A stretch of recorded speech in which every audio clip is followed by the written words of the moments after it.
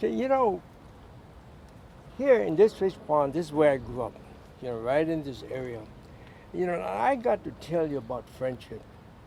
My friend, his name was Toshi, and he was a Japanese boy. And because of the attack, Japanese were not thought about too much. But Toshi and I grew up. We were second, third, fourth, fifth, sixth grade. And here he was a little older than I was. He was like a gang leader, but we were pals. His home was located maybe about 100 feet away from here, an old house. Well, let me tell you, December 6th, about 100 feet from here, there used to be a plum tree, and we used to play marbles. And we were playing there on December 6th. December 7th, of course, the attack came by. And as I mentioned earlier, we took off into the mountains to hide.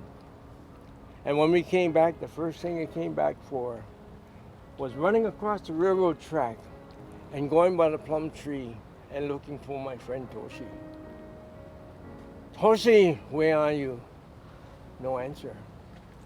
I ran out of the house where we used to play hide and seek. The house used to be located right out in this area. Play hide and seek, and there was no Toshi. I ran up into his house looking for him. The house was empty. What happened to him? And this is after the attack. For 71 years, I was concerned as to where were you, Toshi. There were all kind of rumors that there were spies, the family was spies. We didn't know. But yet at the same time, we didn't know whether he were killed or put in jail or whatever. We didn't know. But again, for 71 years, I wrote a lot of letters to the editors trying to find out, hoping one day an old man like me would come up and say, I'm Toshi. But it never did happen. December 7th, 71 years ago, 2012, I happened to be there on December 7th at Pearl Harbor on TV, and I have had the privilege of being on talk show. And they asked me to talk about my friend Toshi. And I did.